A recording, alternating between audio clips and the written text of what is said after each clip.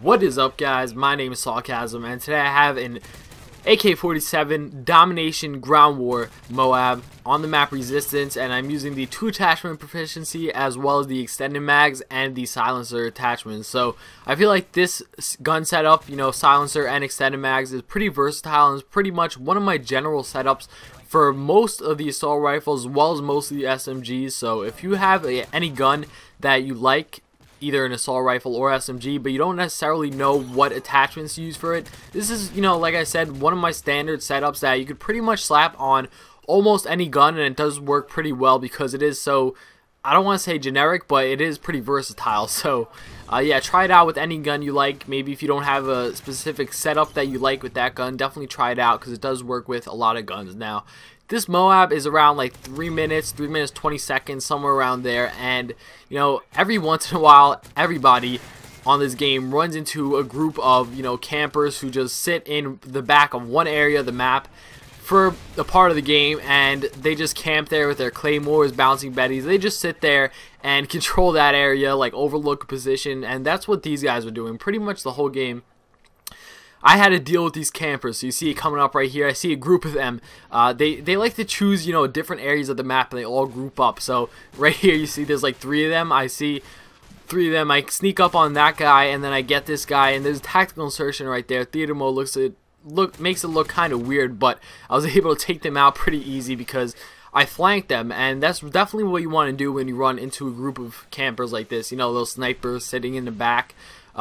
You want to get around them somehow, so that you don't, take them head on through the area that they are watching, and that's where their strong point is. Their strong point is that long line of sight that they are defending and guarding, and the line of sight that they are basically camping. So you, in order to avoid that, you want to completely go around them. Maybe you want to take, the longer route just so you can get a better angle on them. That's what I tried to do. That's why, maybe this MOAB wasn't as fast as it could have been, but it was still pretty good nonetheless. And these guys were pretty annoying because, like I said, they would just find an area, they would all flock to that area, and then they would just control it until somebody would push up, flank them, and kill them. Then they would just find another area, at which point I would just do the same thing to their other area. I would just flank them once again.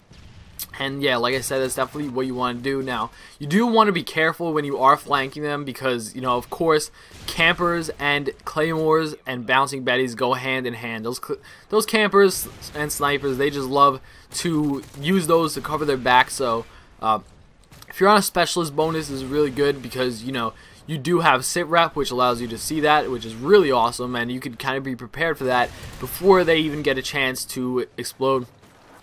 And of course, the specialist bonus does help, when you are dealing with a group of campers, but you don't want to bank on the fact that you're going to have the specialist bonus, especially when you're dealing with campers like this, because you're going to see coming up.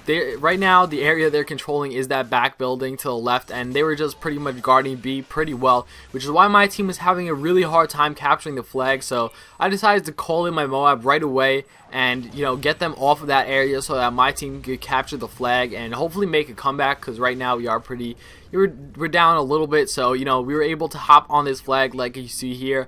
And my team luckily was able to capture A, and you can't always rely on your team capturing flags when it's necessary, but it was a pretty good move, I guess, on their part, since we were able to triple cap them. Now, one thing I want to mention real quick, look at this coming up. So I decided to switch classes. I switched to my MP7 because I realized how they're playing, and I wanted to change my playstyle accordingly. The MP7 is a much better flanking weapon since it is better in close range scenarios. And look at this, you see all of them on the advanced radar, the advanced UAV. Hey guys, I'm just kidding, and I'm easily able to take them out, no problem. But anyway, guys, that's about it. Hope you enjoyed. Thanks for watching. Leave me some feedback in the comments below. Bow!